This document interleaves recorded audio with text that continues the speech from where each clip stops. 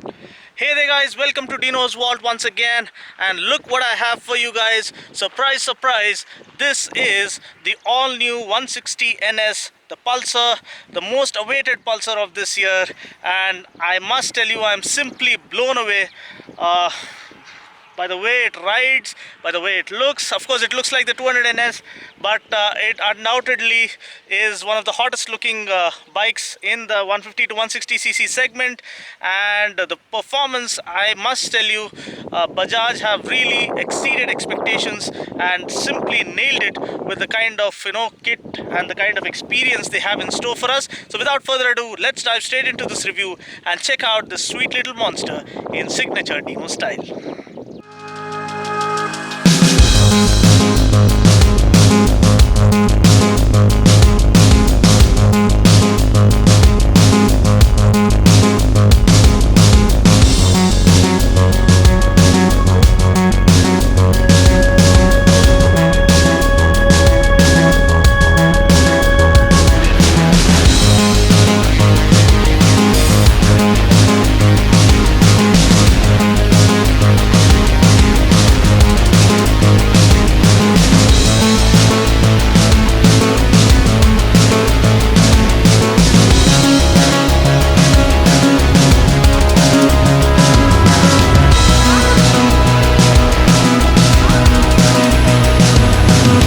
Each time a motorcycle with the Pulsar branding comes out, it's almost like a blockbuster movie releasing here in the Indian motoring scene. Such is the hype and anticipation that surrounds the Pulsar branding, because it has not only been a revolution and revelation here in the Indian biking scene, but it has also become a phenom and a mania.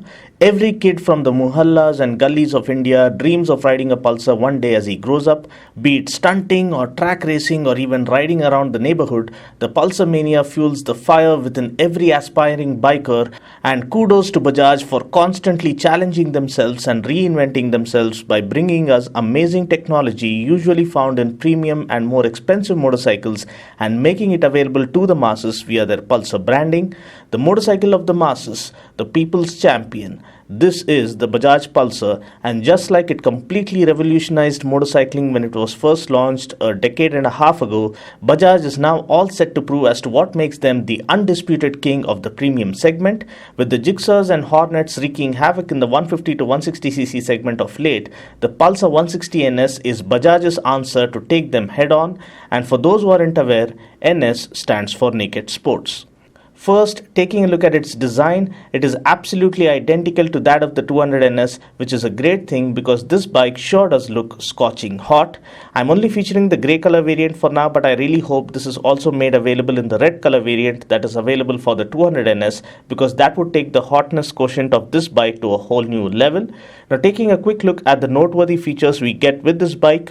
First, we have the headlamp with two pilot lamps that carry a sinister look up front, seemingly inspired from the Honda CB1000R. The headlamp is a powerful 55 by 60 watt unit compared to the 35 by 35 watt units found on its rivals, which means this Pulsar offers better light spread at night. We then get a 240mm pedal disc up front, wherein a pedal disc offers better heat dissipation compared to a conventional disc. We get a rear drum brake for now, but maybe Bajaj will introduce a rear disc variant in the future. The 160NS is the only bike to feature a perimeter frame in its segment, and this offers maximum stiffness and amazing stability, thereby enhancing the overall handling characteristics of the bike. We then have Bajaj's patented DTSI or Digital Twin Spark Ignition technology, which promises more power, better fuel efficiency and lower emissions. Add to this a BS4 compliant engine and you have a motorcycle that puts out lesser pollution and is more environment friendly. To know more about BS4 engines and the advantages of a BS4 engine over a BS3 engine, please follow the video link appearing on the screen currently. The bike also gets AHO or automatic headlamp on function, which means the headlamp comes on the moment you start the bike and there is no light switch to turn off the headlamp. To know whether AHO function affects the battery life of your bike, please follow the video link appearing on the screen currently. Now, looking at more relevant features, we do get a gas-charged Nitrox monoshock, and this along with the perimeter frame and the rectangular tube section swing arm ensures perfect balance and superb handling characteristics. We also get an underbelly exhaust which has a sporty grunt to it, and it also aids in the overall mass centralization concept. Also, the ground clearance for the 160NS is higher at 176 mm compared to 167 mm of the 200NS. Now, since we get just a 110 by 80 rear tire, I know all of us wished we had a wider rear tire, but please note that more than having a wider rear tire, it is the tire compound that determines the road grip that a tire offers. A softer compound tire usually offers better road grip, and it isn't necessary for it to be super wide. Also, please note that a slimmer tire helps you turn the bike easily, and hence flickability is amazing on this bike. Also, a wider tire would add on to the overall weight and hence affect the overall agility and sprightly nature of this bike. So I guess Bajaj had to make a trade-off there. I love the tail lamp layout, and though it ain't something new, it still looks fresh and upmarket and modern. The split seats are well cushioned and offer adequate room for the rider as well as the pillion. Tank capacity is 12 liters, which is okay for a 160cc bike, and usually Bajaj bikes offer decent mileage, so I guess the tank range offered would be acceptable. The switchgear seems to be of good quality, and the switches are backlit, which is a signature hallmark of the Pulsar bloodline. I also like the quality of the clutch and brake levers, which offer a good feel now. The Speedo is again absolutely identical to the one on the 200NS. We do get an analog tachometer, whereas the digital display includes the speedometer, odometer, trip meter, fuel gauge, clock, side stand indicator, and a service reminder. Now, coming to the most important section, the engine specs. Powering the 160NS is a 4-stroke, 4-valve, oil-cooled 160.3cc DTSI engine, and please note that this bike gets the twin-spark technology and not the triple-spark technology like its elder sibling, the 200NS. Now, this new 160.3cc DTSI engine puts out a max power of 15.5 PS at 8,500 RPM and a max torque of 14.6 Newton meters at 6,500 RPM, and this comes mated to a 5-speed gearbox. Yes, I did take it out for a fairly long test ride, and I must admit that I was expecting a good motorcycle from Bajaj, but this one is absolutely spectacular and addictive in every which way possible. I was really taken aback and surprised with the way it took off. The bike feels light and sporty, the clutch feels light and easy, the gear shifts are butter smooth, the throttle response is nice and crisp and immediate.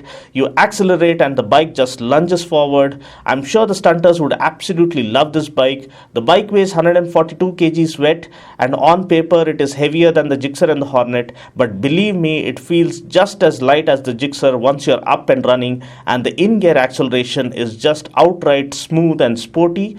The sweet engine sound continues all the way up to the red line, and you can cruise on this bike at around 90 to 95 km per hour effortlessly. There are no vibrations apparent across the entire mid-range. I couldn't push it all the way to the limit because I ran out of empty stretches, but let me tell you guys, at around 100 to 105 km per hour, the bike didn't feel strained at all. The 160NS also gets the longest wheelbase compared to its rivals at 1363 mm, which translates into better high speed and straight line stability. The braking is good enough for the kind of power it has on offer, and I just hope Bajaj plan on offering a rear disc and optional ABS for this bike in the future, because this bike is indeed by all means fast. Suspension wise, the shocks do complement the kind of performance this bike has on offer. They do soak up the bumps easily, and the setup isn't too rigid to break your back. At the same time, while doing higher speeds, they hold up well and they aren't too soft such that you're left bouncing around. All in all, I must tell you that the king of the segment is back in action, and all the Gixxers and Hornets and FZs better watch out, because they have one hell of a champion to compete with. The 160NS puts out more power than the Gixxer, the Hornet, FZ, or even the RTR 160, and it puts out more torque than the Gixxer, FZ, and RTR. The 160NS is the only bike among its rivals to feature a perimeter frame, a gas-charged monoshock, a powerful 55 by 60 watt headlamp unit, an underbelly exhaust, backlit switches, and of course the scorching hot styling. The 160NS also offers highest ground clearance at 176 mm and the longest wheelbase at 1363 mm. Now, there is no official mileage claim that is available as of now, but going by my experience of owning a Pulsar 150, Pulsar 180, and even using my cousin's first gen 200NS, I think we can expect a mileage of around 45 to 50 kmpl from this bike if ridden sensibly. Please do watch my mileage tips video by following the link appearing on the screen currently. Price ex-showroom Hyderabad for the 160NS is is rupees 81,224, which makes this bike truly affordable and simply irresistible.